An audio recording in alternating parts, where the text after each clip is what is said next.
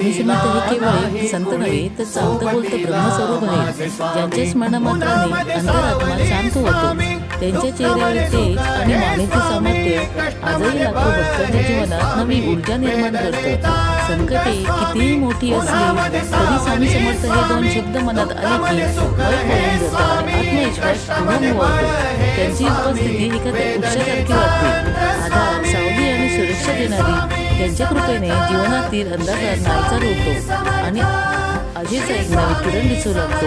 भक्तिभावाने केले त्यांच्या चरणी समर्पण जीवनातील रागारूपा दूर करून सकारात्मक विचारांना जागा देते. स्वामीचं जीवन म्हणजे संयम, त्याग आणि परम श्रद्धेचं जीवन मंत्र आहे. ते सांगतात, विश्वास ठेवा, मी आहे, आणि याच विश्वास प्रत्येक अडचणीत मार्ग दाखवतो. त्यांच्या नामस्मरणात इतकं समर्थ आहे की त्यांनी कोरड्या मनातही भक्तीनं गोडसर आणि पाहायला लागतं.